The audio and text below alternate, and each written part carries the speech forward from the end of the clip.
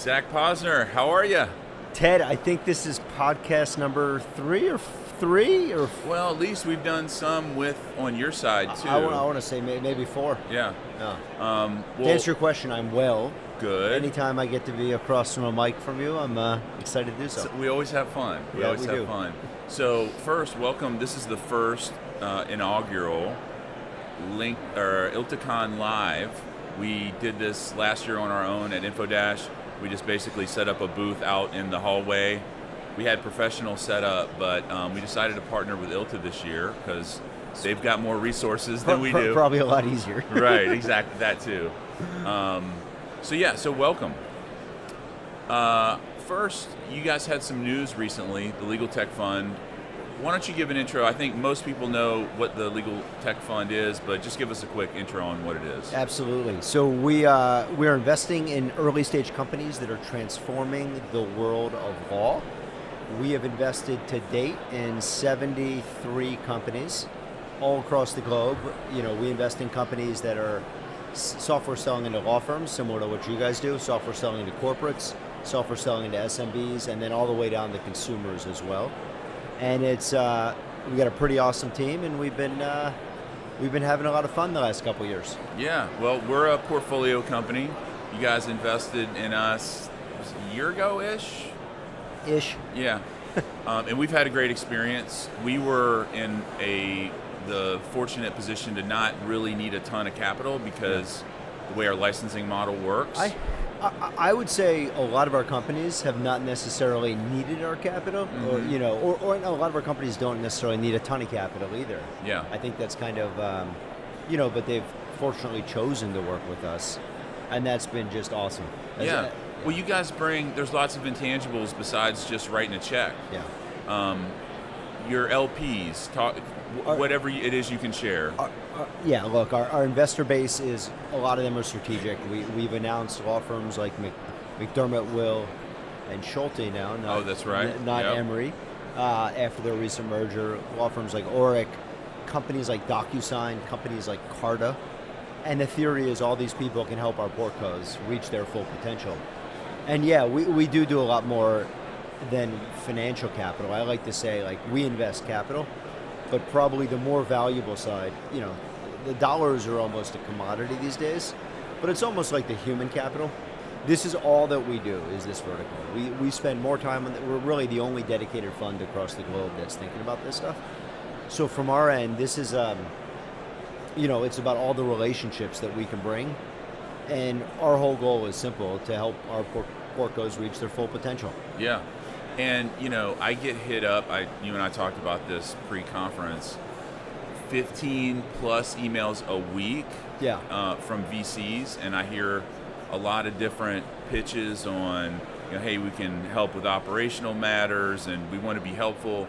And, the reality is how the litmus test for me is, what have you done in legal? Right, and you guys, your legal resume is unmatched. And look, it's like somebody asked me this morning, how do we think about AI in law firms? And maybe a traditional venture capital was, we think they're going to adopt it, we think they're behind. We would say, actually, we think this is like a six-sided Rubik's Cube. You have the business of law, you have the practice of law, you have law firms that bill by the hour, you have contingency firms. You have ALSPs. You have ALSPs, but besides those four, you also have things along, like you have big firms and you have small firms. And if you take those six and mix them up, dramatically different stories as to like adoption of AI, actual usage of AI, who's signing. So it's like, but that type of deep industry expertise, is where we're like coming to play. Any one of those six, completely different story, completely different sales cycle, completely different security requirements, and just the fact that we understand that, and that's all we do all day, every day. Yeah, I think it makes a difference. Yeah, and and it's different events, it's different ICPs, ideal customer profiles, for those that don't know what that means. We kind of had to find our way. So our journey started back in 2008. We were a consulting company called AcroWire, and we knew we wanted to play in legal because we had a little bit of a resume there. And we started off our first conference was the ABA Tech Show. And we got there as a great event, but it really wasn't where our capabilities lined up. Smaller firms, and they really don't have as much of a need for what we deliver. So we transitioned from a services company to a product company, Infodash. We do legal intranets and extranets, and we sell primarily to knowledge management and innovation. And this is the event, like. But even that, compared to a ClioCon, that's still, right. Here you have those stakeholders walking around. Literally, we're standing in the middle of the showroom floor, right, the exhibit hall floor right now, versus a Clio where you have individual practitioners, individual attorneys, but there's different companies and different stages, and who their customer is, that makes a big difference. And understanding all these nuances has been very important, as you know. We had to learn the hard way. We had to go spend the money, show up, be like, this isn't quite the right fit, experiment. It would have been great. I would have loved to have found you 15 years ago. But they call that experience. That's right. Well, you learn those lessons the best. Yeah. Like somebody can tell you, hey, you really need to be here instead of here, and if you jump in and do it, you understand why, and I don't know, you can make better decisions. Let's talk a little bit about, is it LegalTech Labs? Yes. Okay. Yeah. Tell us. That sounds so cool. Like it is very cool. I think that the idea came up is we wanted a dedicated space. I don't mean physical space, but I mean almost like mind share from our end. And we wanted to be welcoming to like the earliest stages of entrepreneurs. So these are people with concepts, maybe a little bit of capital, maybe a prototype, and they're trying to do something a little bit different. And the labs kind of will rotate thematically what the focus is on. But the overall case for the labs is, hey, here's a place you can come at your earliest stage, similar to an incubator, similar to an accelerator. And in this vertical, we will provide you with as much support as we can, and then also as much like connecting peers that are going through the exact same challenges as you, really connecting you to this like community, so you're not doing these things by yourself. The initial subject area that we're really excited about for labs is almost like, we're calling it Law Firm 2.0. Mm-hmm. And this is almost like your next generation of a law firm. And what we've seen in the last couple of years is this transition from companies saying, hey, we're going to create some SaaS software specifically for law firms to use, or maybe more around the practice of law than the business of law. And that has like slowly transitioned along with some regulatory changes and the advancement of technology to say, you know what, maybe we can build a micro law firm. And all that we're going to focus on is X, Y, or Z, but we're going to put software behind this, and our software is going to get so many reps of seeing so many specific types of agreements that we can automate a lot of this. So that's the current theme we're working on, is called Law Firm 2.0, and but the overall construct is just saying, if you're getting started, we want to create a home for you. We want to, there's a lot of challenges in this vertical, but there's nothing that a lot of others haven't seen before. So if we can put you in that community, we hope good things can happen. So, and are these pre-revenue? Some are. Okay. Some are, some aren't. I mean, it's more like we're trying to catch the thematic companies, but in general, all of these Law Firm 2.0 companies, they're pretty early. I mean, really, it's been the advent of AI with the advent of some regulatory changes that are enabling this to happen. Yeah, I mean, I've heard there's already some players out there in the space, like Crosby is... You got it. Yep. Yeah. And it's really exciting. And so before we get off the labs, should we think about this as like a Y Combinator for LegalTech? Bingo. Okay. That's exactly what it is. Okay. And the way that Y Combinator gives you, a stamp of approval. Yeah. That's what we're looking to help put our weight behind these companies to help them in any way that we can, these entrepreneurs. You know what? And so I saw a really interesting post on LinkedIn recently, and the poster said that law firms don't buy technology, they buy social proof. And it is so true. And how I know it's true, I used to have hair. When I started in legal in 2008, I had hair, and I thought that, you know what, I've got a great team. I'm from Microsoft. Like, that's how all this got started, was a side gig at Microsoft. I got the pedigree. I've worked in enterprise IT. I can go make a pitch to anybody. Yeah. And the reality is we had to eat table scraps for years before we really got a chance to play in the AmLaw. And even once we did play in the AmLaw space, AmLaw firms go, hey, what other AmLaw firms do you do business with? Yep. We'll go to New York. They want to know what other AmLaw firms in New York do you do business with? And somebody's got to give you that first crack. And it takes time. So having you guys in the cap table really helps. You vetted the hell out of us. You looked at our financials, you looked at our management team, you looked at our strategy, you looked at how we had executed. And we know your customers. You know our customers. You talk to them too. We know your biz dev relationships. We know what other people in this space think about you. A lot of our deals that are a little bit later stage, like we have all the information that we need almost before we ever interact with the company. Right. Well, and again, from the tech company side, it's another feather in our cap. You guys have taken a close look at us. You like what we're doing. Yep. We're clearly financially sound. Otherwise, you wouldn't write us a check. Yeah. Right. So it is. I think that's going to be a big benefit for these, firms that are coming out of this program. That's the goal. It's like, think back to 2008. Like there weren't programs like us, and if we could have, our only goal is to help entrepreneurs reach their full potential, and. We've had lots of entrepreneurs say, I wish you would have been here way back when. I mean, we caught you in time. Yeah. But a lot of these, and we look around this showroom floor and we see all these amazing brands that have been built. And we think there's a lot of good stuff happening in legal.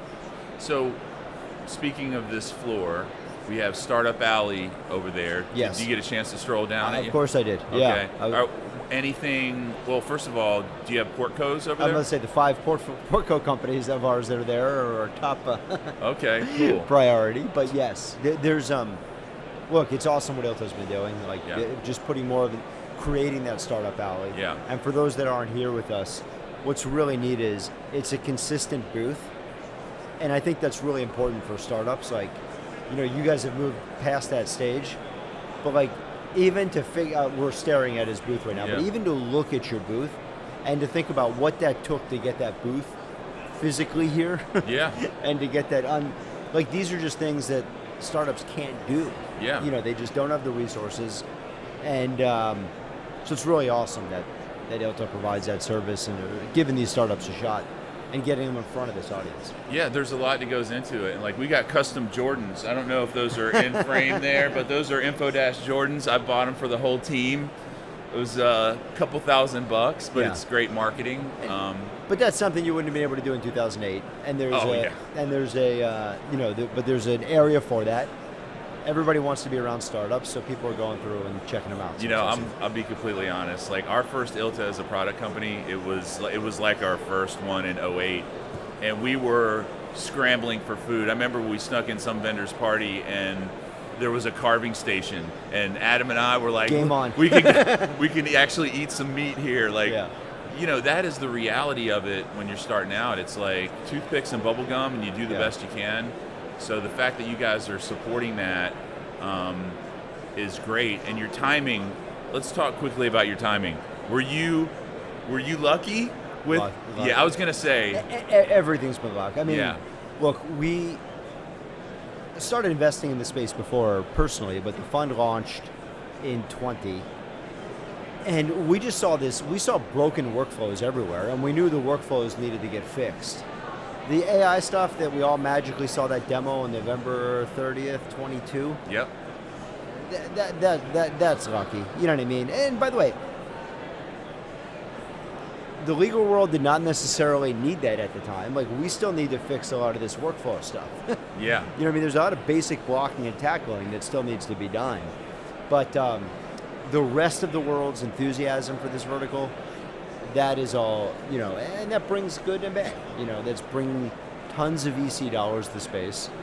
More companies are getting started, but sometimes maybe all these companies shouldn't be started. Yeah. Or maybe you shouldn't be having 15 emails a week coming in, because maybe there's a little bit distracting to entrepreneurs as well. Yeah. Yeah, you got to keep your head down. It's so easy to get distracted.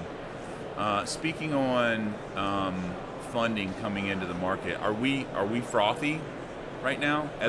Yeah. I think this is very frothy. I think that I think that, look, I mentioned November of 22. If you recall, in early 23, Goldman Sachs came out with a report, and it said 44% of legal work is susceptible to AI. Yep. And from that point forward, this has been number one on every venture capital fund's list to invest in this vertical. Everybody wants a legal tech company. And I think that that's what you really saw from 23 to almost today, is everybody making a bet. Yeah. Now, I think we're about to start coming out of that, and I think that people have made their bets. So I think that the AI world will come back to normal a little bit. Yeah. But I think it's healthy. I think that entrepreneurs get excited with the big numbers, but you got to build amazing businesses. And if you get on the venture capital drug for too long, it becomes problematic. So we prefer to see companies that are kind of bootstrapping and doing things the hard way, because they're just entrepreneurs building amazing businesses day in, day out. And then I also think it creates this environment that it just shouldn't exist. When you read about some of these companies raising 10, 20, 30, 50, 100, 200, $5 million, it creates not the right competitive market. Like, the best product should win. Right. Right. Not necessarily the ones that are able to fundraise the best. So I think there's some challenges with the market that we're sitting in. And of course, some will do well and some will not. Yeah. But, well, as far as I've been writing about Big Law 2.0 for a while, because we're focused on the large law segment. I saw an article, I think you read it too, because Gordon tagged me in it, where they were kind of outlining their thesis, this other venture fund. And in it, they said, if Rip Van Winkle were to wake up, the only thing he'd recognize is a law firm. They've been laggards historically, and they've underinvested in technology relative to peers, and that is now, we are at a stage where that is no longer an option, and firms are going to have to invest, and all these dollars One of our in. partners brought up some Charles Dickens novels, and they described the law firms in different, and it's just like very much similar to how it's been in the last couple of years. COVID was obviously a little bit of a, that changed the physical space as to how people, and that kind of pushed a lot of folks to the cloud and did some of those lines. But no, I think you're about to see some change. Yeah. All right, final thought here. So what have you seen in this day and a half, 2 days at ILTACON that stood out from a tech perspective? Has there been, you keep your ear to the ground. There's probably not a lot that surprises you, and you don't have to name a company, but just something that someone's doing that you found interesting. We're sitting here at an event that has to do with big law, and we're looking at a pretty big Clio booth. Very interesting. When I walked in, I saw competitors to these companies that are usually in the personal injury side. I think you're seeing some sort of blend where I gave you that 6-sided Rubik's Cube, but you're watching the corners kind of blend into each other, where people are trying to go into a couple of these different markets at the same time. Yeah. And I think it's going to be really interesting. What's something you saw? That is a really good question. So I haven't spent a lot of time on the exhibit floor, but I'm going to piggyback on what you just mentioned with Clio. So they've been making some really interesting moves. They bought ShareDo, they bought VLEX. Yep. And they really seem like they're trying to move up market. VLEX is a big law play. So to your point, I think as Law 2.0, I'll keep the big out of it. As Law 2.0 unfolds, I think that you're going to see a 5-employee AmLaw firm, right? With AmLaw size revenues, with a very limited headcount. That's not going to be today or tomorrow, but that is absolutely going to happen. And I think we're starting to see signs of kind of the foundation start to get laid for that. Could not agree anymore. It's just a question of when. It's not an if. Yes. Well, I really appreciate you joining me. It's always a pleasure, sir. It is a pleasure having you in the portfolio. It's a pleasure getting to work with you. And thank you for all the work you do your company, but also the entire space. Yes, I appreciate that. All right, we'll have you on the podcast again soon. Let's do it. All right, appreciate it. Thanks, Ted.